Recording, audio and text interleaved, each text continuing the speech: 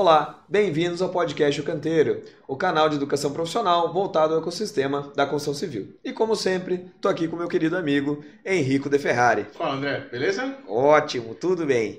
Então tá bom. Hoje vamos trazer um assunto de qualidade para o pessoal, é isso? É, boa. É o trocadilho que eu te peguei de surpresa. Pegou. Peguei. Vamos lá, pessoal. Hoje a gente quer abordar o assunto qualidade. Claro que com um horizonte bem conceitual, porque é legal a gente ter essa abordagem. Como a gente sempre enfatiza aqui, o nosso intuito é construir conhecimento através da prática, através dos anos de experiência, de visão 360 de todo o nosso mercado. E eu espero que a gente contribua. Perguntem no final, né, nos comentários, escutem o episódio e quem sabe a gente venha fazer vários complementos e aprofundar o tema conforme a demanda e a necessidade de vocês. Então vamos lá, Henrico. Pode tomar a palavra e vamos embora. Bom, dentro da metodologia de gerenciamento de projetos, a gente tem basicamente 3 restrições, que é custo, prazo e qualidade. No dia a dia, a gente está sempre pressionado nessas 3, mas em particular com custo e prazo. Perfeito. E às vezes a gente acaba deixando a qualidade um pouquinho para trás, né? Não, e acho que até a questão do mensurável, né? Como é que tu, assim, eu tenho dúvida de mensurar um custo? Não, é um numérico, é reais, prazo acaba sendo também numérico e a qualidade talvez possa ser menos tangível, e aí talvez a penalizada ou não. E aquela coisa, eu preciso botar alguém para dentro da obra. E aí o cara, mas o cara não é muito experiente, o cara é novo, o cara nunca fez, o cara não tem um treinamento. Mas eu tô atrasado e eu preciso botar o cara para dentro.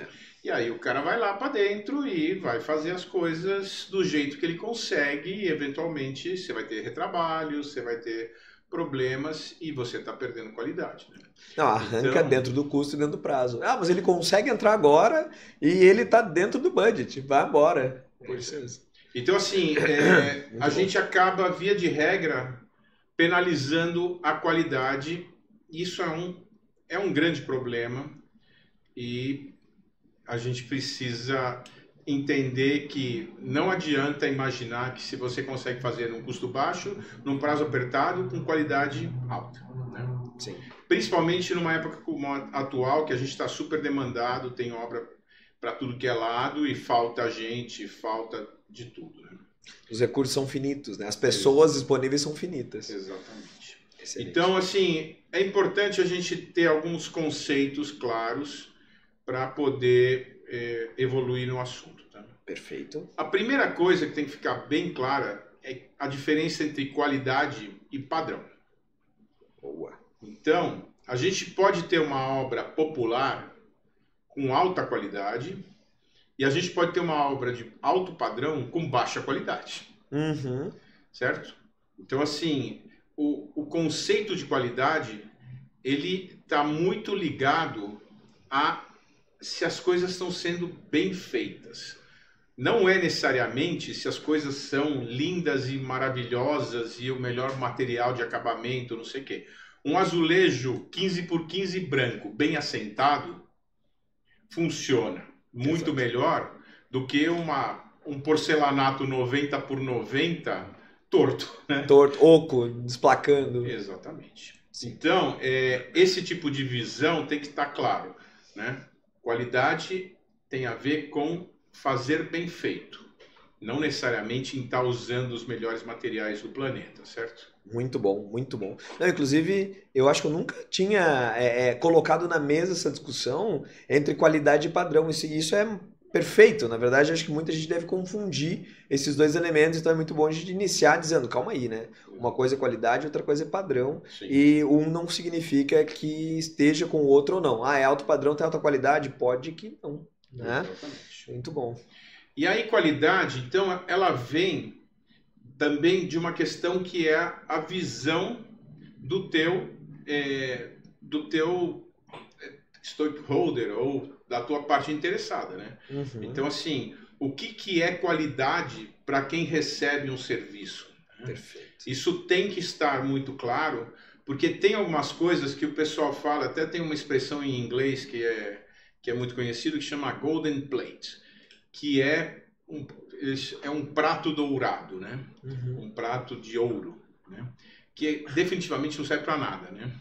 Mas ele é caro, ele é não sei o quê. Então, assim, se fala muito que você acaba fazendo um negócio excessivo sem agregar valor ao processo, né? E aí a gente tem uns conceitos que são bem legais, tipo engenharia de valor, né? Que é um assunto muito legal, né? Que é você entender para que servem as coisas e fazer com que elas sejam perfeitamente funcionais. Então, um dos cases mais fantásticos de engenharia de valor é a caneta Bic, né? Que ela é o suprassumo do simples e que funciona perfeitamente, né? Sim. Então, às vezes, você fazer o simples é de altíssima qualidade, apesar de não ser nada do outro mundo, né? Excelente. Então, você não precisa ter uma Montblanc, não sei o quê, para escrever. Você pode precisar da Montblanc para ter status, para ter um monte de coisa. Mas se o que você precisa escrever, uma Bic serve, né? Perfeito. Não, e como questionar a qualidade de uma Bic pelo custo? Não tem nada a ver, né? Então, o custo dela talvez diga mais quanto ao padrão da Bic. É uma caneta comum de uso diário, X. Então, isso estabelece o padrão, mas a qualidade dela é altíssima. Tu pode fazer o que tu quiser com a Bic, morder, atropelar, e ela segue funcionando, né? Exatamente. Verdade, muito bom. Bom, e aí tem outro conceito que o pessoal acaba misturando também, que se chama grau, que é classe. Então, a gente tem materiais que eles têm classificações. E aí você fala que um é de maior ou pior qualidade, maior ou menor qualidade, e não faz sentido. Então, por exemplo, pisos. Pisos tem uma classificação clássica que é o PEI, né? Que é um instituto americano de porcelana e esmaltes, não sei o que faz uma classificação que vai de 0 a 5, né? Não sei nem se isso ainda está atualizado, se já teve alguma revisão, mas 5 era um material usado para autotráfego. E 0 era um material usado para parede. Você não podia pisar porque ele desgastava. Então, o material com classe 0, ele é apropriado para um uso de parede. Se você botar ele no piso, ferrou. Ele não vai funcionar, ele vai desgastar rápido, vai... Então, assim, ele não tem qualidade para um uso que não é o uso que ele está projetado. Sim. Né? Então, esse tipo de entendimento é importante ter, que as coisas têm usos específicos, né? Não, e esse tema é muito legal, esse grau de abrasividade que ele aguenta ou não aguenta, realmente não tem nada a ver com qualidade. Você poderia pegar dois fabricantes de um piso PI, uma cerâmica, né, um grès, que eles têm um grau de abrasividade baixo, ou seja, se desgastam facilmente. Mas a qualidade da peça talvez esteja na queima, na homogeneidade do material. Às vezes tu vira, que isso a gente tá falando tudo muito old school, né? Hoje acho que não tem mais isso. Acho que a galera nem consegue mais sair do mercado e falar, vou comprar um grès normal. Hoje acho que tudo é porcelanato. Então algumas coisas, né? Tipo, às vezes tu conversa com o pessoal mais jovem e eles nem entendem por que o porcelanato é retificado ou não, o que é o retificado. Antigamente não era assim, né? As peças tinham uma concavidade muito maior, dava um desplacamento maior, tu tinha grau de absorção. Então, talvez, dentro de uma mesma classe, tu vai ter N peças com diferentes graus de qualidade, né? No caso, às vezes é uma PI 0, ela é baixa a questão da resistência dela, mas ela tá bem feita. A cerâmica é homogênea, a matéria-prima, a queima, a esmaltação. Então, graus de qualidade não tem nada a ver, de fato, ou seja, a qualidade tem nada a ver com a classificação dela. Isso é outro assunto outra abordagem que é muito bacana. Eu nunca botei isso na mesa de novo, né? A segunda coisa que me surpreende, porque eu nunca botei isso na mesa a nível de, gente, não pode se confundir com isso. Achei fundamental. Bom, eu me lembro quando eu comecei a trabalhar que a gente tinha uma tabelinha para receber madeira em obra.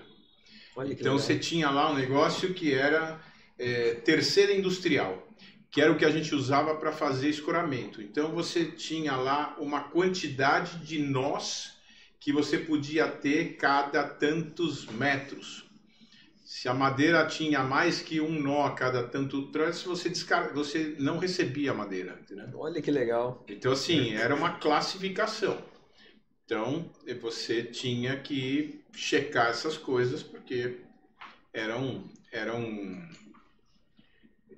graus ou classificações diferentes e a madeira servia para um uso ou não servia para outro. Né? E aí tu cai exatamente na classificação e ligada a um requisito. Ou seja, se ela tem um nó, não significa ter baixa qualidade, porque para essa classificação é tolerável ter um nó a cada X metros. Sim.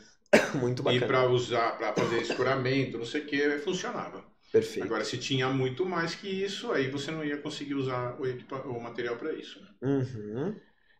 Bom, e aí, assim, falando em classificação, você pode ter, sei lá, extintor, né? Então, você tem extintores para classe A, B, C, D, K, né? Então, são tipos de usos diferentes, né? Também, de novo, não tem nada a ver com qualidade, é só uma classificação das coisas. Né? Eu diria que o olhar de qualidade, até em cima dos teus exemplos, é muito mais vezes, comparando o mesmo produto entre diversos fornecedores, fabricantes, do que produtos diferentes. Tu não pode comparar banana com maçã. Então, se você, sei lá, comparar extintores, eles são A, que é o de água, sei lá, vai que o fabricante tem um esguicho ruim, uma mangueira mais curta, mangueira mais comprida, sei lá, um acabamento da válvula pior, que tu põe a mão e se corta. Então, talvez isso tenha um grau, sim, de qualidade inferior, mas ambos são de água, são disco, com a mesma finalidade, com a mesma classificação. Exatamente. Muito bom. Bom, voltando agora à questão de qualidade mesmo, assim, ela é muito importante para, além de tudo que a gente já falou, se você tiver processos que você garante a qualidade, você diminui desperdícios, né? Tempos, porque na hora que você está fazendo as coisas direito, você não tem que refazer, né? Uhum. E acaba que valoriza o teu empreendimento. E aí tem um negócio que eu acho muito, muito legal, e isso é filosófico, que cria um mundo melhor. Né? Muito bom. Quando começou-se a questão de qualidade, foi lá no começo da década de 90, o Sinduscon São Paulo estava promovendo a implantação da ISO 9000 em construtoras. Isso nos primórdios do negócio. E eu me lembro de ter ido numa palestra que estava a ministra do Trabalho na época do Itamar Franco, Dorothea Werneck, chama a mulher. E ela falou um negócio que eu achei genial, que ela falava o seguinte: na medida em que a qualidade começar a ser implantada, todo mundo vai começar a exigir qualidade. Então, se um operário está sendo demandado para ter qualidade no trabalho dele, ele vai voltar para a casa dele e vai chegar na padaria e ele vai querer um atendimento de qualidade. E isso vira um círculo virtuoso, né? Então, as pessoas vão melhorando na medida em que elas se cobram e cobram os outros para que o processo funcione. Né? Então, assim, eu acho que a gente ainda tem muito para evoluir, mas se parar para pensar o quanto a sociedade evoluiu em 20 e poucos anos, 20, 30 anos, é muito impressionante, sabe? Não, e é legal, em cima exatamente disso, olhar serviços que não se tinha qualidade e a gente era acostumado e achava que aquilo era o padrão. E depois que um player, um fornecedor, um novo sistema começa a ofertar outro nível de qualidade ou até outro padrão, você começa a se acostumar com aquilo ali. E aí tu começa a exigir dos outros que também subam a régua. E aí entra no círculo virtuoso que tu comentou. Isso é muito bom para a sociedade, de fato. Com certeza. Eu acho que uma das coisas que diferencia o primeiro do terceiro mundo é isso, né? Sim. Você tá num lugar, assim, você vai na Europa, você vai, sei lá, alemães, por exemplo. Os caras não admitem um monte de coisas, chega a ser grosseiro e tudo mais, mas, meu, as coisas andam direitinho. Tudo é um reloginho, né? E é aquela coisa, o quanto que tu tolera, né? Porque se tudo isso acontece aqui, é porque nós, infelizmente, toleramos isso. A gente se adapta às coisas que são muitas vezes até erradas, né? E isso vale para muita coisa no nosso Sim. país, né? Muita coisa que não funciona. E a gente fala e fala, mas isso aqui é normal, né? É normal a gente falar de político, mas, né? Peraí, não deveria ser o contrário? Não deveria ser os nossos exemplos de sociedade, né? Enfim. Exatamente. Mas não, vamos puxar a conversa para esse lado que vai virar um engenharia de boteco. Mas eu tinha um chefe que tinha. Ele falava o seguinte: a única coisa que eu não aceito na minha equipe é que sejam pessoas que se adaptam. Olha. Então, assim, ele não queria que ninguém se adaptasse. Assim, é de um jeito, não vamos nos adaptar. É daquele jeito que tem que ser. Muito bom. Então, é um conceito complexo, mas é bem interessante. Sim, muito, muito interessante. Bom, então, da mesma forma que se você se cobra e cobra todo mundo, as coisas vão para frente, se você não cobra, as coisas vão para trás.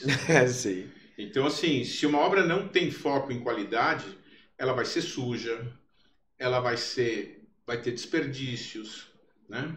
Você vai ver um monte de coisas erradas e, assim, tem uma displicência que é péssima, né? Sim. E isso vai gerando desgastes, má reputação, um cliente satisfeito e um monte de coisas que não são boas, né? E agora um ciclo vicioso, né? Porque tu vira com o avião para baixo e vai embora, né? Vai descendo abaixo. Sem dúvida. Exatamente. Então, é muito importante a questão da qualidade, porque isso te mantém voando, né? Sim. Você não afunda, né? Muito bom, muito bom. Bom, os pilares da qualidade. Aqui a gente tem que falar qual é a essência na construção civil de qualidade. A primeira coisa é a norma técnica, né? Uhum. Então, assim, se você não seguir as normas, se você fizer as coisas nas coxas, ferrou, né? Sim. Então, as normas técnicas, as normas de desempenho e tudo mais são fundamentais para que você tenha qualidade no trabalho.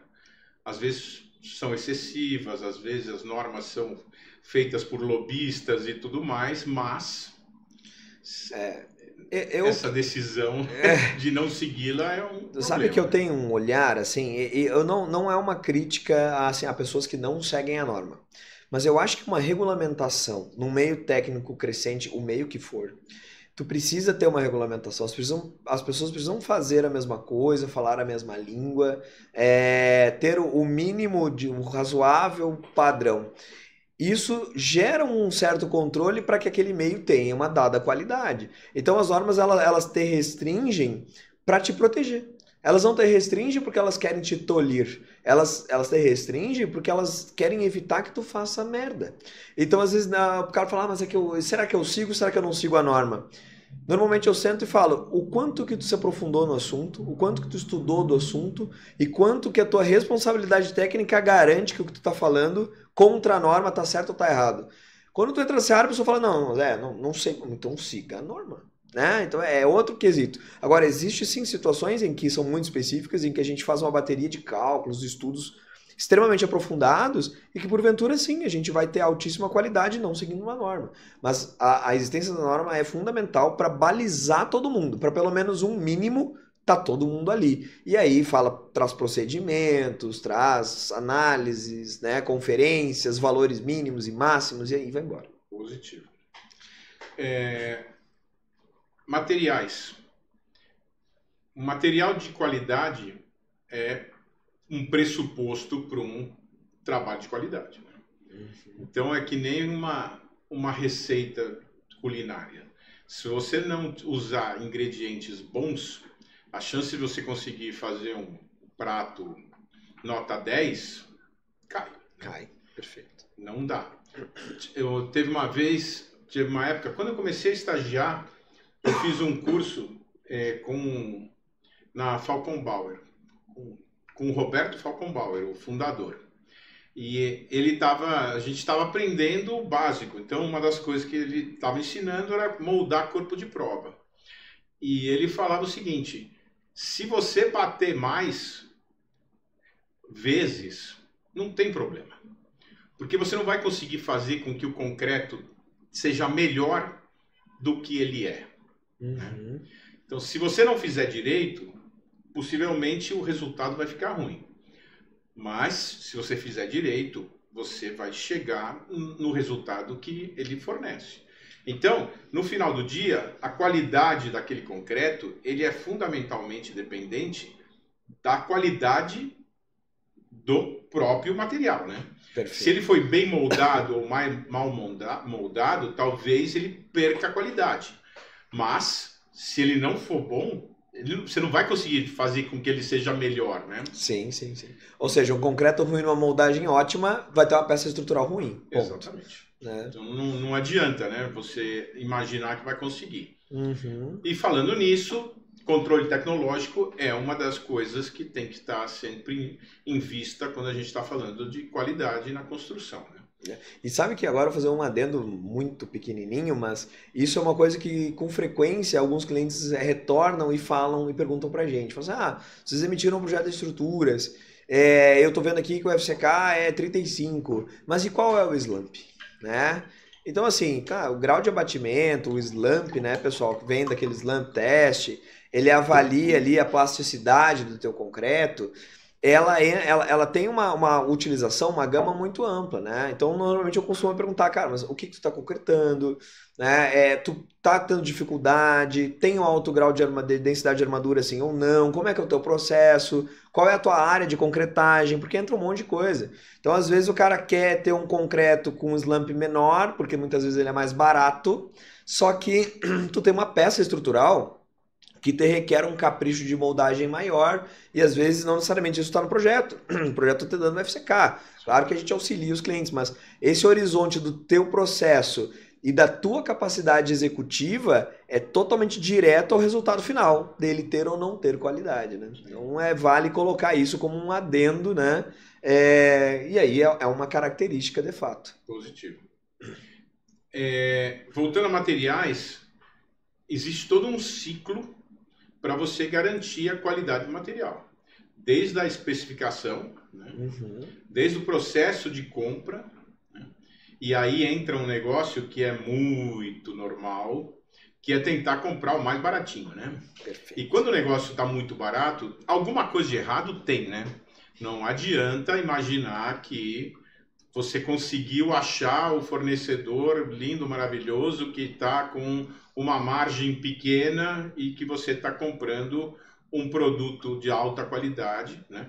Então, na medida em que você tomar a decisão de comprar alguma coisa que está com um preço muito fora do que o mercado demanda, significa que você está comprando um produto que deve ter algum vício, né?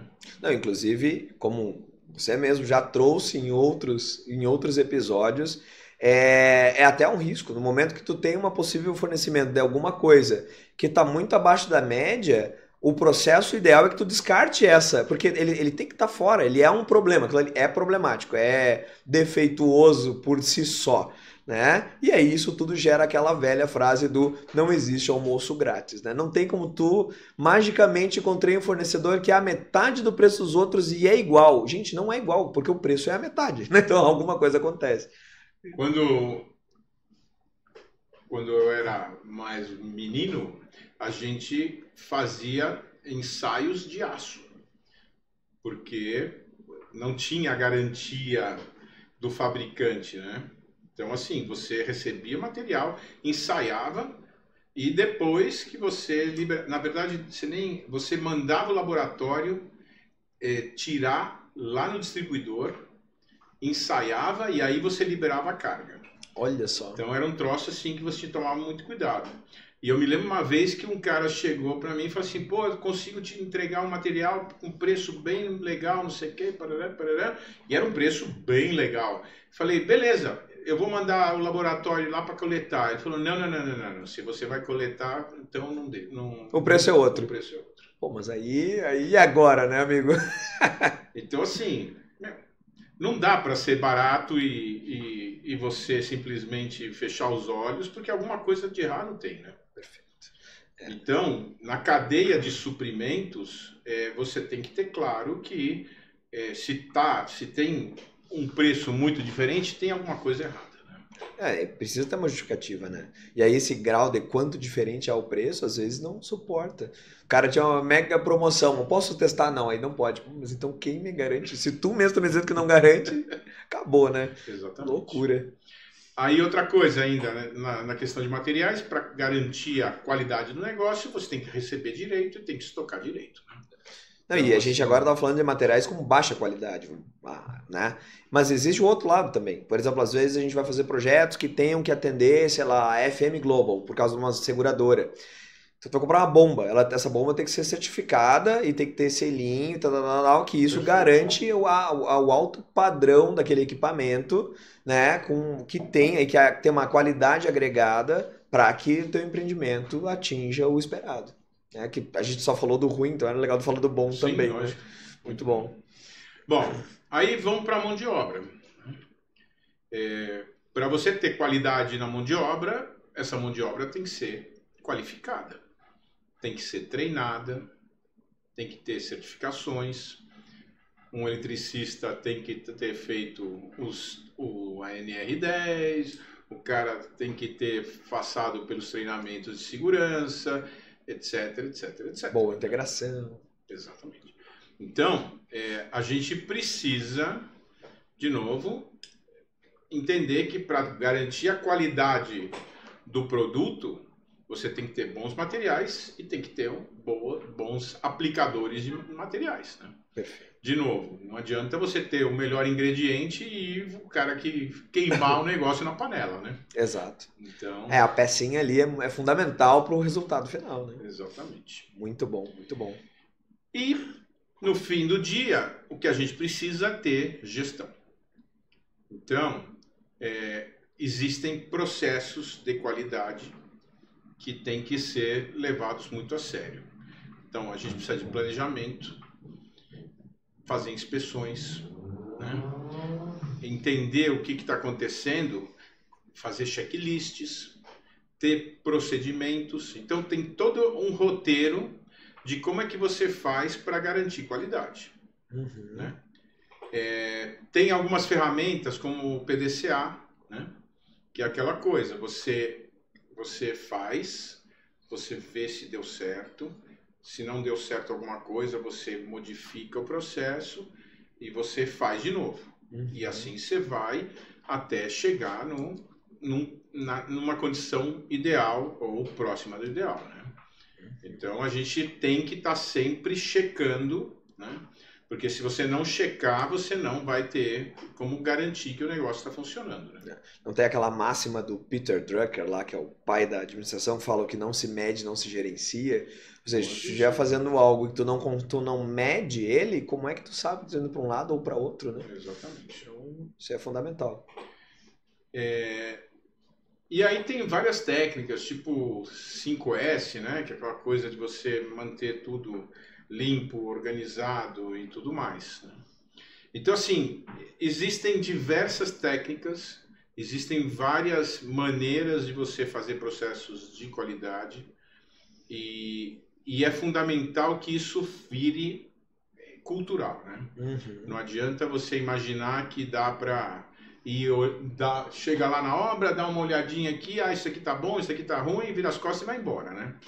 Não é assim que se gera a qualidade. Né? Qual é o critério, né? Tu tem que ter um padrão de análise para que tu faça sempre da mesma forma e tudo mais. Positivo. Muito bom. E aí a gente entra num assunto que faz parte dessa lógica, que é a ISO 9000 e o PMBOK, que a gente gosta muito, né? E que parecem ser incompatíveis, né? Então, assim, a ISO 9000 é um negócio que começa na indústria, que são processos repetitivos. Né? Então, a ideia era que você tinha que garantir que esses processos repetitivos fossem funcionais. Então, você descreve o processo, como ele começa, como ele é executado, como ele termina.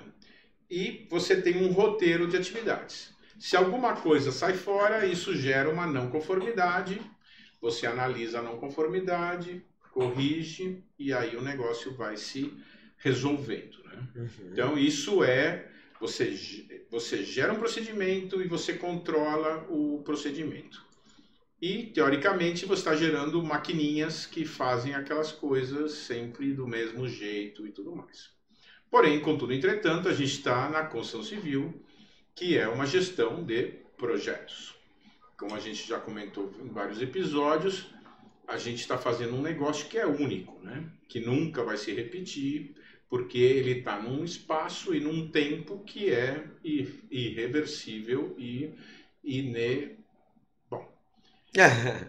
irretornável, sei lá como se diria isso. Sim. Então, a gente tem certas características num projeto que são únicas e que você precisa saber tratar como únicas. Mas tem um monte de coisas que são sempre iguais, né? Então, uma concretagem é sempre uma concretagem, né? Por mais que você esteja fazendo um prédio de 60 pavimentos ou uma barragem, você vai ter que vibrar o concreto, você vai ter que lançar, vai ter que esperar curar e tudo mais, né? É interessante isso, porque não faz muito tempo a gente abriu a visão para elementos do nosso jogo que eram processuais ou mais projetuais, vamos dizer assim.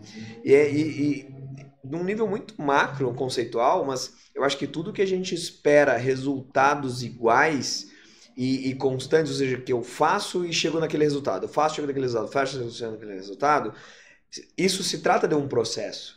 Mas uma obra, ela nunca é um processo. Ela pode ser composta por vários pequenos processos, mas ela é um projeto, né? Ela tem recursos finitos, ela é temporal, ela né, tem tempo, grana, recursos em todos os sentidos. Então é bem legal de enxergar essas duas óticas, né? Quando tu tá enxergando assim, olha, o que eu preciso ou não processualizar. E eu noto muitas vezes que às vezes existe uma força de buscar uma parte processual em alguma coisa que não deveria, que ela não é um resultado fixo. Se aquilo não é um resultado fixo, tu não pode necessariamente processualizar aquilo ali, que o alvo de um processo é tu ter sempre o mesmo resultado, que é muito diferente de um projeto. O projeto, o resultado ele é único, ele é uma vez só que tu vai ter aquele resultado ali. Então essa ótica, por mais que pareça muito parnasiana, funciona muito pensar nisso em todo o obstáculo que tu observar. Eu tive algumas vivências muito interessantes de discussões com pessoas que queriam, por exemplo, seguir um procedimento operacional para controle de notas fiscais, que era o padrão de uma construtora, porém, essa nota fiscal era processada e mandada para um cliente.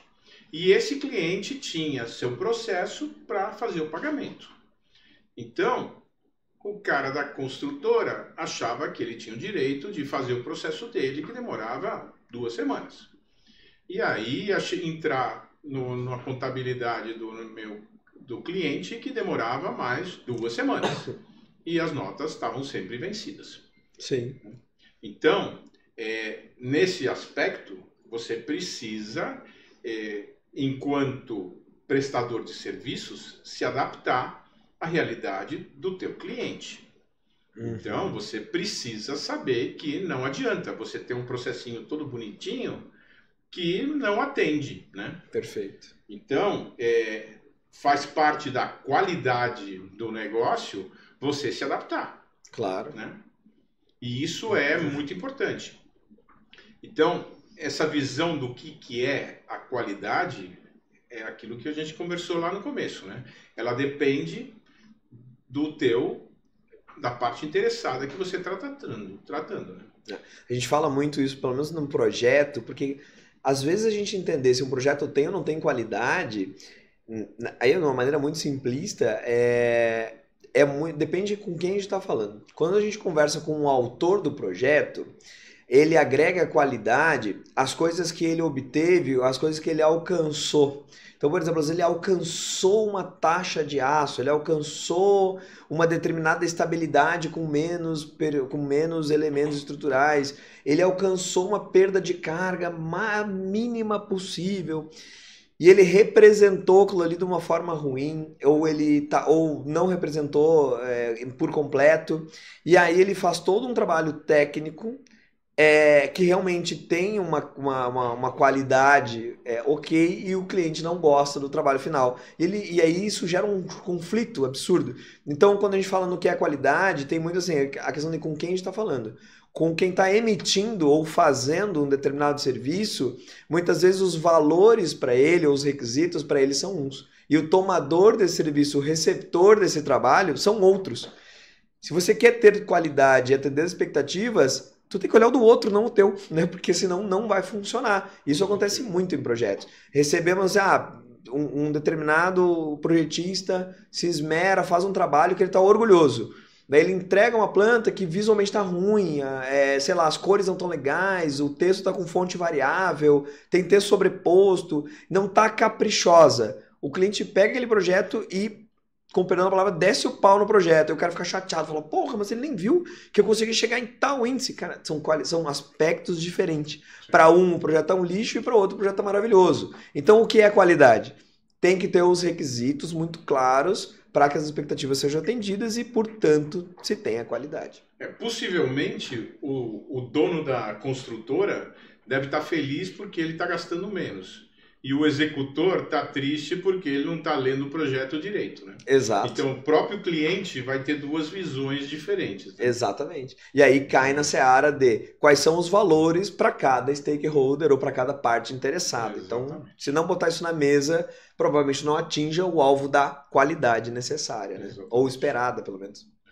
Então, assim, é um assunto muito vasto, muito amplo, e a gente pode... no próximo episódio, falar de aplicações, né? Como a gente faz, tem índices, né? KPIs e tudo mais que a gente pode entrar no mérito de discutir quanto você tem de rejeição, ou quanto você retrabalha as coisas, ou... Tem N maneiras de você enxergar esse processo.